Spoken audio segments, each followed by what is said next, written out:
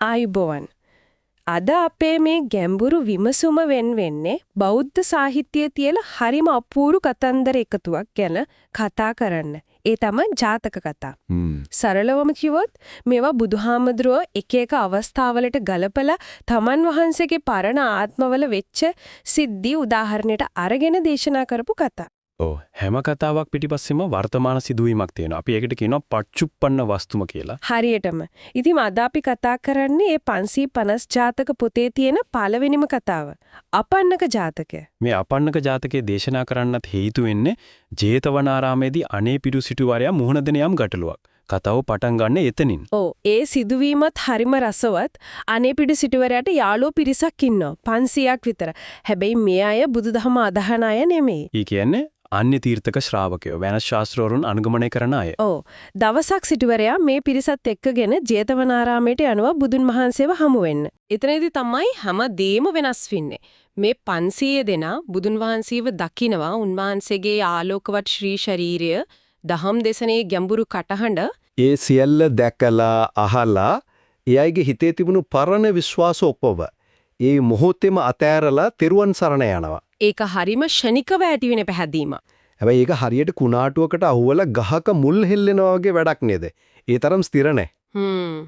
අයියේ එහෙම කියන්නේ? මොකද ටික කාලෙකින් බුදුන් වහන්සේ සවැත් නුවරින් රජගහ නුවරට වැඩම කරනවා. මාස 7-8ක් විතර උන්වහන්සේ ජේතවනේ නැහැ. හරි. හරියට මේ කාලෙදී අර අලුතින් තෙරුවන් සරණ ගිය 500 දෙනා ආයමත් තමන්ගේ පරණ ශාස්ත්‍රුන්ගේ පස්සෙන් යනවා. ඒකෙන් පේනවා මේ පැහැදීම කොයිතරම් මතු පිටින් තිබුණද කියලා. ඒක ගැඹුරු අවබෝධයක් මත ගොඩනැගුණු එකක් නෙවෙයි. නිකම ආකර්ෂණයට ලක් වෙලා වගේ දෙයක්. හරියටම බුදුන් වහන්සේ කියන්නේ චරිතය ආකර්ෂණයට ලක් වෙලා ඇති වුණු දෙයක් විතරයි. උන්වහන්සේ අස්පනා පිට නැති වෙනකොට ඒ ආකර්ෂණේ නැති වෙලා ඕන ආයෙත් පරණ පුරුදු තැනටම යනවා. ඉතින් බුදුන් වහන්සේ ආපහු ජේතවනයේට වැඩම කළාම අනේපිඩු සිටුවරයා මේ පිරිසව ආයෙමත් එක්කගෙන එනවා.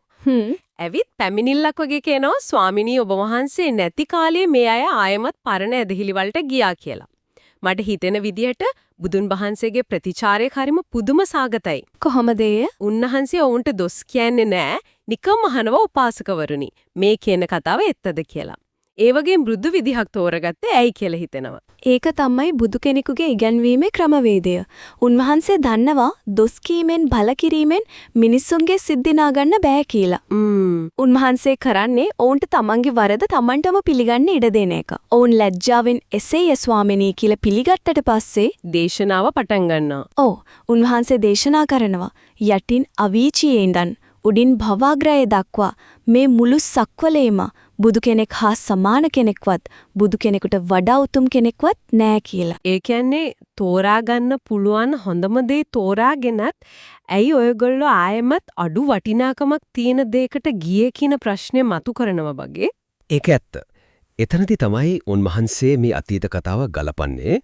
මේ වගේ වැරදි දේවල් හරි කියලා හිතා ගැනීම. ඒ කියන්නේ විරුද්ධ ග්‍රහණයක් ඇති කර ගැනීම අදයේ වෙච්ච දෙයක් නෙවෙයි. ඉස්සරත් මිනිස්සු මේ වගේ වැරදි තීරණ අරගෙන විනාශ වුණා. හරි තීරණ ගත්ත අය බේරුණා. කියලා අනේපිඩු සිටුවරයාගේ ආරාධනාවෙන් අපන්නක ජාතකයේ දේශනා කරන්න පටන් ගල්වා. හරි. එහෙනම් අපි යමු ඒ අතීත කතාවට. ඔව්. මේක වෙන්නේ බරණැස් නුවර බ්‍රහ්මදත්ත රජතුමා රජ කරන කාලේ. අපේ බෝසතාණන් ඉපදිලා ඉන්නේ තවලම් වෙළඳ නායකයෙක්, සාත්තු නායකයෙක් විදිහට. හරිම බුද්ධිමත් දුරදක්න නුවණක් තියෙන කෙනෙක්. ඒ නගරේම තවත් වෙළඳ නායකයෙක් ඉන්නවා. හැබැයි ඔහු බෝසතාණන්ගේ සම්පූර්ණ අනිත් පැත්ත. මෝඩ හිතන්නේ බලන්නේ නැතුව වැඩ කරන කෙනෙක්. ඉතින් මේ දෙන්නටම තියෙනවා ගැල් 500 බැගින්.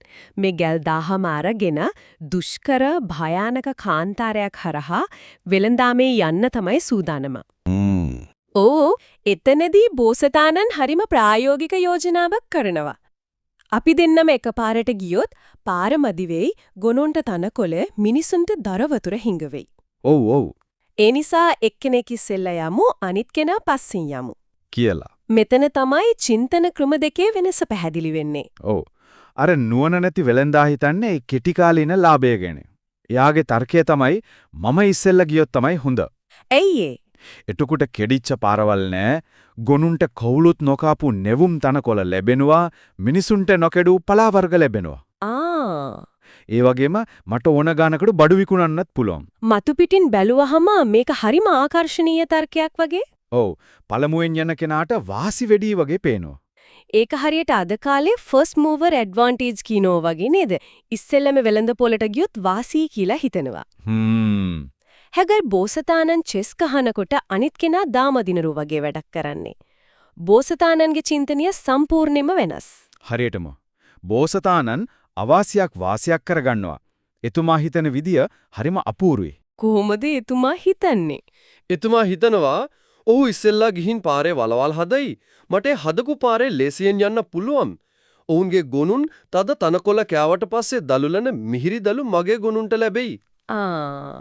ඒකනම් හිතුවේම නැති විදිහක්. ඔවුන් පලා කඩාගෙන ගියාව දලුලන රසවත් දලු මගේ මිනිස්සුන්ට ලැබෙයි. වතුර නැති තැන්වල ඔවුන් ලිං කපයි.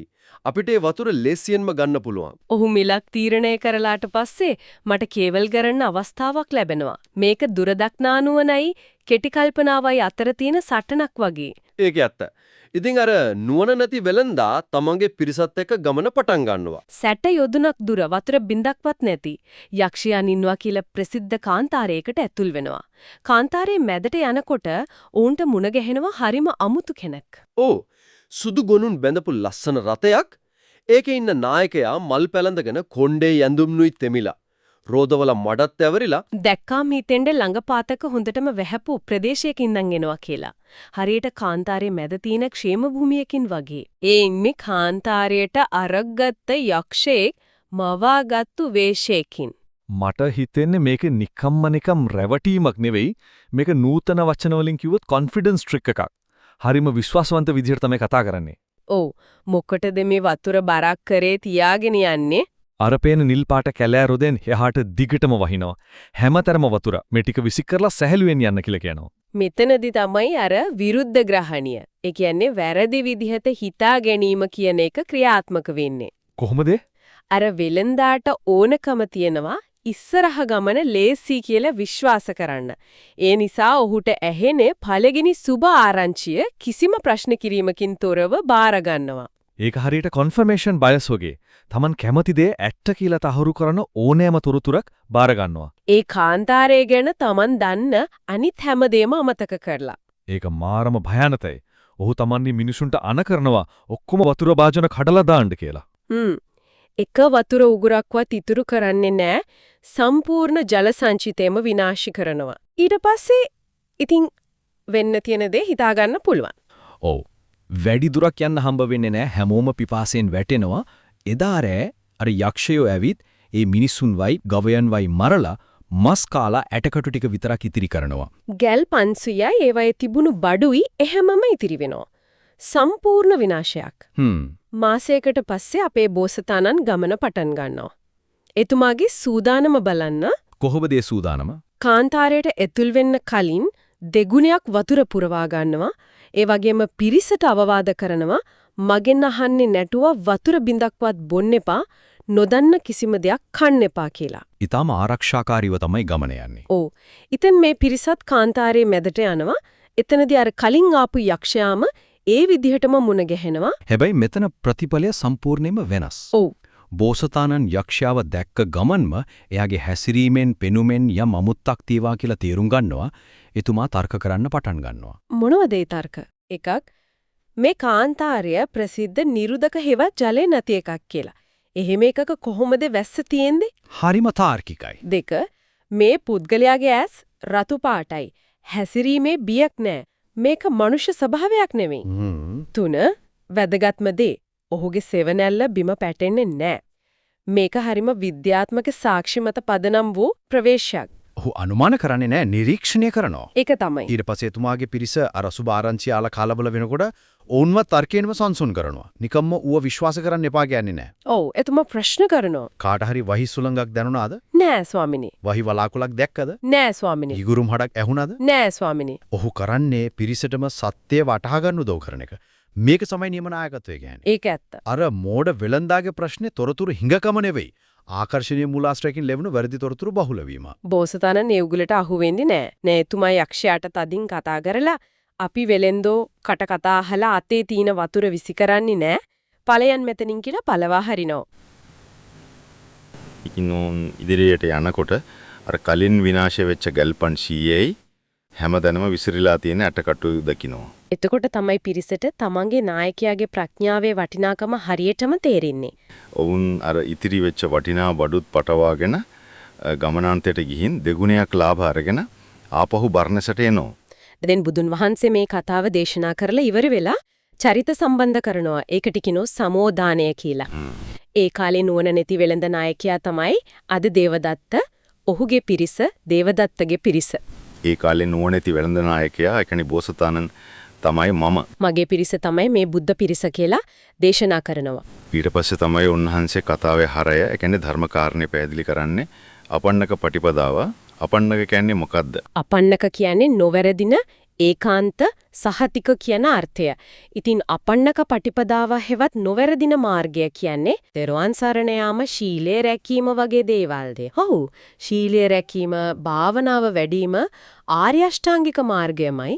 ඒ මාර්ගය ඒකාන්තයෙන්ම සහතික වශයෙන්ම නිර්වාණය කියන සැපයට මඟ පෙන්වනවා. එතකොට ඒකේ විරුද්ධ පැත්ත, වැරදි මාර්ගය. ඒක තමයි විරුද්ධ පටිපදාව.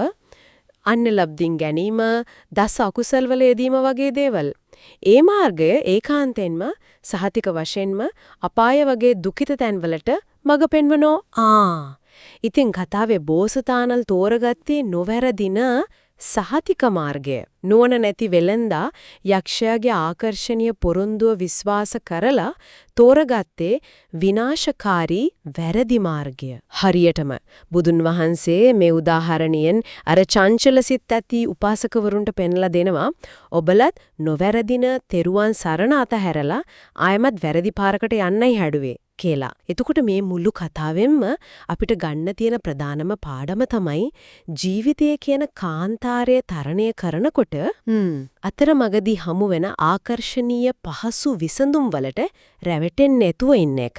ඔව්, ඒ යක්ෂයාගේ මවාපෑම් වලට නොරැවටි Taman ළඟ තියෙන වටිනාම දේ, ඒ කියන්නේ අර වතුර භාජන වගේ හරප්‍රද්දතින් ප්‍රඥාව, ශීලය අත්නොහැර ඉදිරියට යන්න ඕන කියන එක. හරියටම මේක අදටත් පුදුම විදියට ආදාලයි.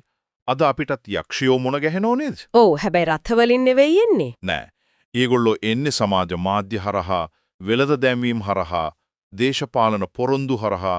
ඒගොල්ලෝ අපිට ක්ෂණික සැප, පාසු විසඳුම්, අර ඉදිරියේ තියෙන වැස වගේ දේවල් පොරොන්දු වෙනවා. එහෙම කරලා අපේ මහන්සියෙන් රැකගත්ත වටිනාකම්, අපේ ඉවසීම, අපේ අවංකකම අර වතුර ටික වගේ විසිකරන්න අපිව පොළඹවනවා. කීක ඇත්ත. ඉතින් අපි හැමෝම හිතන්න ඕන ප්‍රශ්නය තමයි මේ වගේ තොරතුරු ගං වතුරක් මැද බෝසතාණන් වගේ තර්කානුකූලව සාක්ෂිමත පදනම් වෙලා විමර්ශනශීලීව හිතලා සත්‍ය අසත්‍යයෙන් වෙන් කරගන්නේ කොහොමද කියන එක. තමන්ගේම හිත ඇතුලේ ඒ බෝසත් නුවණ වගා කරගන්නේ කොහොමද? ඒක තමයි අභියෝගය. අවසාන වශයෙන් කියන්න ඕන වැදගත්ම දේ තමයි මේ ධර්මදේශනාව අවසානයේදී අර චංචල සිත ඇතිව හිටපු උපාසකවරු 500 දෙනාම ධර්මය හරියටම අවබෝධ කරගෙන සෝවන් ඵලයටපත් වුණා. ඒකනම් හරියම වැදගත්. ඔව්.